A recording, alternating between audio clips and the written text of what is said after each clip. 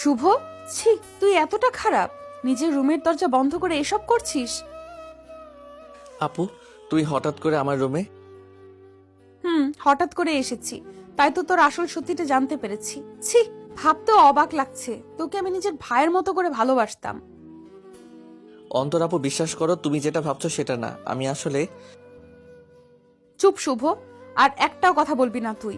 আজ আমার চোখের সামনে সবকিছু পরিষ্কার। তুই আসলে কি সেটা এখন আমি বেশ ভালোই বুঝতে পারছি।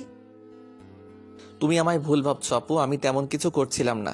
আমি তো শুধুমাত্র একটু ধরে দেখছিলাম আর কি। তুই ধরে দেখছিলি নাকি অন্য কিছু করছিলি সেটা তো আমি দেখেছি। এখন বাড়ির সবাইকে দেখাতে হবে। অন্তরার কথাটা শুনে শুভর বুকের ভিতর মোচড় দিয়ে উঠল।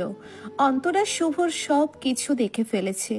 এখন যদি অন্তরা সবাইকে সব কথা বলে দেয়, তবে শুভ সবার চোখে ছোট হয়ে যাবে। শুভ নিজেকে বাঁচাতে অন্তরাকে উদ্দেশ্য করে ভয়ে ভয়ে বলল, অন্তর আপু, আমার ভুল হয়েছে, আমায় তুমি ক্ষমা করে দাও। আর কখনো এমন ভুল আমার দ্বারা হবে না।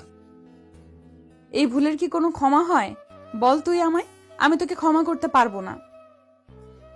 প্লিজ আপু, তুমি এমন করে বলো না। আমি মরে যাব প্লিজ। আমি আর কখনো এমন কাজ করব না।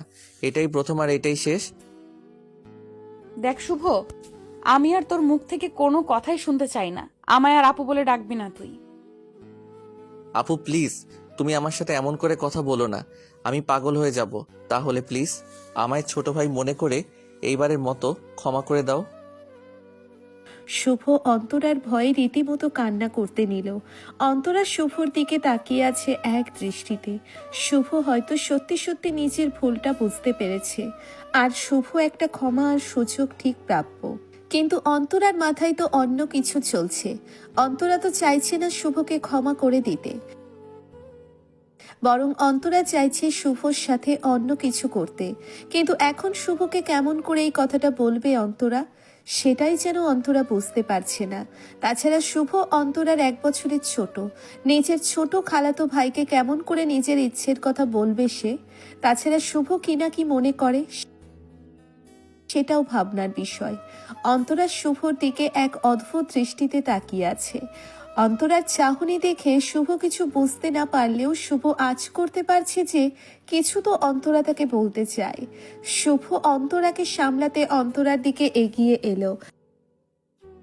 শুভ অন্তরার কাছে এসে হাঁটু গেড়ে বসে পড়তে নিতেই অন্তরা শুভকে উদ্দেশ্য করে বলল, এই কি করছিস তুই?